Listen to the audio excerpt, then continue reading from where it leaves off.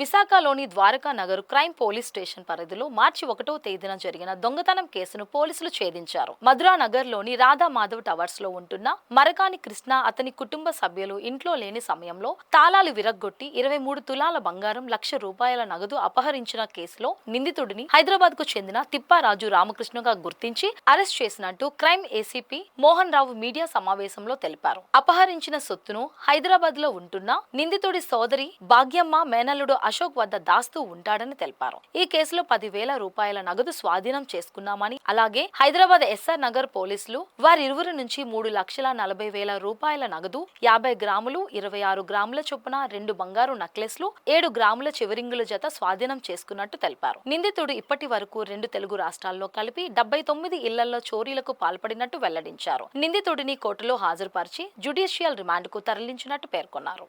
8:30 గంటలకు door number 492635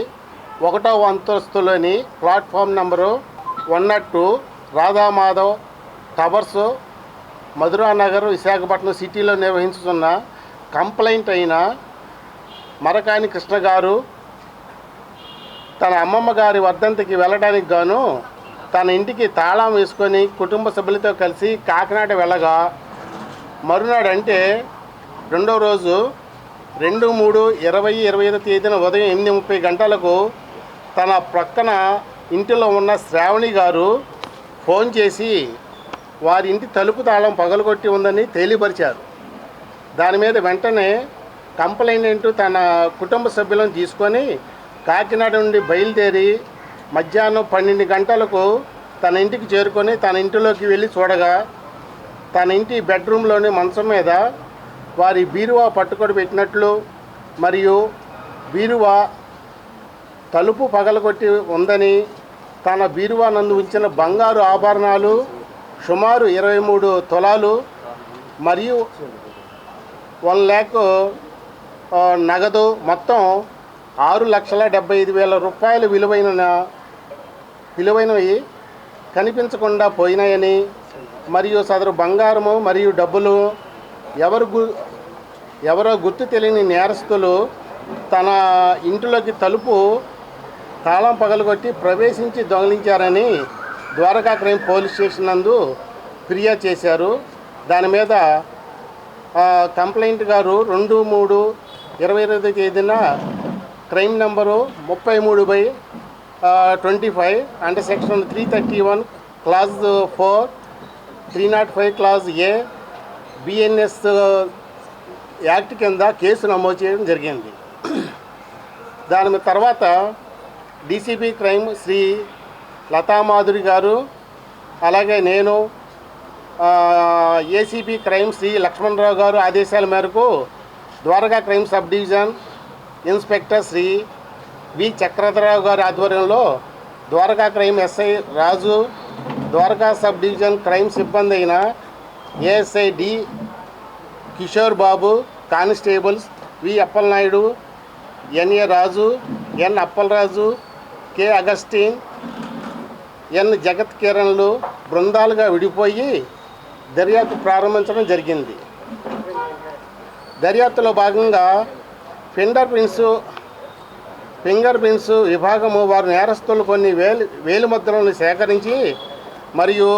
నేరస్తుల పరిసర ప్రాంతాల చుట్టుప్రక్కల ఉన్న సీసీ కెమెరాలను పరిశీలించి చూడగా నేరం జరిగిన 2 రోజుల తర్వాత ఫింగర్ ప్రింట్ బ్యూరో వారు నేరస్థలం సేకరించిన